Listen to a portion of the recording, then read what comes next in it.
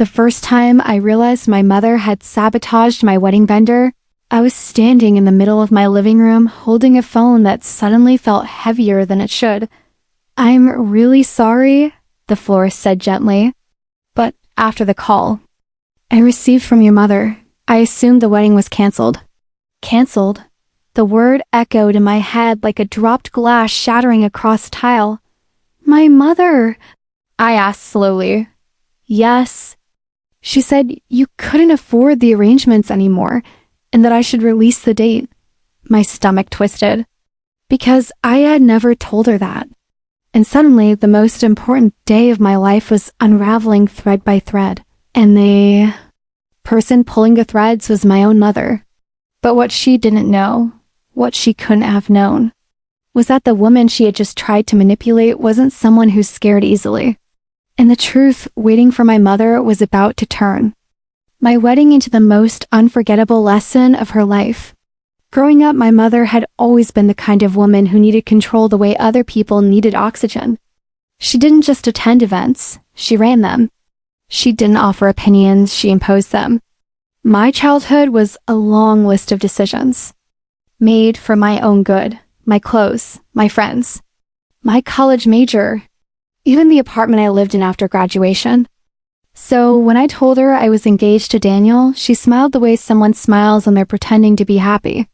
"Oh," she said carefully, "well, if that's what you want." What she meant was, "We'll see." Daniel saw through it. Immediately, "She doesn't like me," he said after our first dinner together. "No," I replied honestly. "She doesn't like that she can't control you." Daniel was calm where my mother was forceful, thoughtful where she was critical. And worst of all, he didn't seek her approval. For my mother, that was unforgivable. But when we started planning the wedding, she surprised me.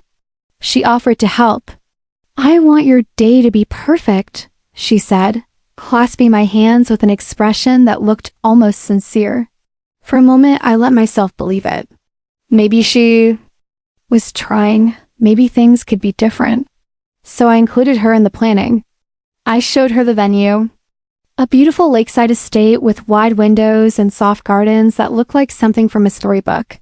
I showed her the florist I had chosen, a small boutique run by a woman named Elena, whose arrangements were wild and romantic. Exactly what I wanted. I showed her the baker, the photographer, the decor plans. Every time my mother nodded politely. "How lovely," she would say, and each time I felt a little hopeful. Until the florist called. After that conversation, a quiet dread settled into my chest. Because if she had interfered with one vendor, how many others had she touched? My hands trembled as I started making calls. "The photographer?" "Yes, your mother mentioned you were reconsidering the contract." "The baker?" "She told us the budget had changed." "The rental company?" "She canceled the order for the arch." One by one, pieces of my wedding had been dismantled, not by accident, not by misunderstanding, but by my own mother. By the time I hung up the final call, my eyes burned with angry tears. I felt betrayed, humiliated, and deeply, deeply tired. Daniel found me sitting on the kitchen floor with a notebook full of crossed-out vendor names. "What happened?" he asked softly. I handed him the list. He read it slowly. Then he looked up. "Your mom did this?" I nodded. For a moment, he said nothing. Then something unexpected happened. He smiled, not a happy smile, a thoughtful one. "You know what?" he said. "What?" "I think we should let her keep going." I blinked. "What?" Daniel leaned against the counter. "If she wants to control the wedding," he said calmly, "let's give her the opportunity." I stared at him. "What are you planning?" "Something she won't see coming." 2 weeks later, my mother invited me to lunch. She looked radiant, satisfied. "How is the wedding planning going?" she asked sweetly. I sighed. "Honestly, stressful." She reached over and patted my hand. "Oh, honey, that's why mothers exist." Then she delivered the line I had been expecting. "You know, if you're overwhelmed, I could take over the arrangements. I hesitated just long enough to make it believable. "You do that?" "Of course." Her smile widened. "After all, I know what a proper wedding should look like." Inside, something cold and determined settled into place. "Okay," I said quietly. "If you want to handle it, go ahead." For the next month, my mother transformed into a wedding general. She called vendors. She toured venues. She redesigned everything, and she loved every minute of it. She sent me pictures constantly. "Look at this ballroom. These centerpieces are elegant." This photographer is much more professional. The wedding she was building wasn't mine. It was hers. Traditional, formal, grand, exactly the kind of event she always dreamed of hosting. And I let her believe she had one. Meanwhile, Daniel and I quietly rebuilt our wedding. Not the one she wanted, the one we wanted.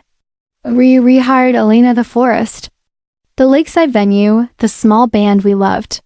Every vendor she had tried to sabotage, but this time they knew the truth.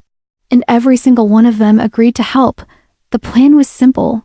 My mother thought she was planning the wedding. In reality, she was planning something else entirely. The morning of the ceremony arrived bright and warm. My mother stood in the bridal suite adjusting decorations like a queen inspecting her palace. "This will be perfect," she said proudly. I looked around the ballroom she had chosen. Crystal chandeliers, towering white roses, gold table settings. It was beautiful, but it wasn't mine. "You've done a lot of work," I said. "Well, someone had to." Guests began arriving. Family, friends, colleagues, nearly 200 people, all invited by my mother. Finally, the music began. The doors opened. My mother sat proudly in the front row as I started walking down the aisle. But halfway there, I stopped. The room fell silent. I turned toward the guests. "I want to thank everyone for coming today," I said. My mother smiled confidently. Then I continued. "But before the ceremony begins, there's something important I need to share." Her smile faltered slightly. "For the past 2 months, someone has been secretly canceling our wedding vendors behind our backs." Murmurs spread through the crowd. My mother's expression froze. "So today," I continued, "I wanted to publicly thank the people who helped us rebuild everything after that happened." The ballroom doors opened again, and one by one, the vendors she had sabotaged walked in. Elena the florist, the photographer, the baker, the band, each carrying something. Flowers, photos, desserts, music. The guests turned in confusion. I looked directly at my mother. "Elena," I said gently, "would you mind telling everyone what happened when someone called to cancel our arrangements?" Elena stepped forward. "Well, a woman claiming to be the bride's mother said the wedding was off." Gasps rippled through the room. My mother's face turned pale. "And the photographer?" I asked. "She said the couple couldn't afford our services." Another murmur. My voice remained calm. Each vendor here received a similar call. Silence filled the room. Then Daniel stepped forward beside me. But instead of giving up, he said, "They worked with us to rebuild the wedding exactly the way we wanted." The ballroom doors opened again. Outside, through the glass walls, guests could see the lakeside garden, beautifully decorated with Elena's wild floral arrangements. Soft music drifted in from the band setting up outside. "This," I said quietly, "is where the real wedding will happen." The guests began turning toward the garden. My mother stood frozen.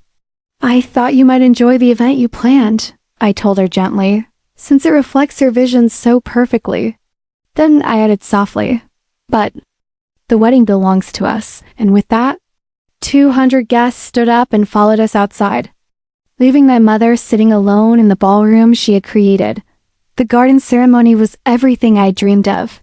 Sunlight on the lake, soft music, flowers swaying in the breeze. But the moment I will never forget happened afterward. During the reception, my mother approached me. She looked smaller somehow, less certain. "I didn't think you'd do that," she said quietly. I know, I replied. She swallowed. I was just trying to help. No, I said gently. You were trying to control something that wasn't yours, for the first time in my life. She didn't argue, she just nodded, and walked away. Later that night, as Daniel and I danced under the lights strung across the garden, he leaned close and whispered, "Worth it?" I looked around at our friends, our laughter, our beautiful and perfect wedding, and I smiled. Absolutely,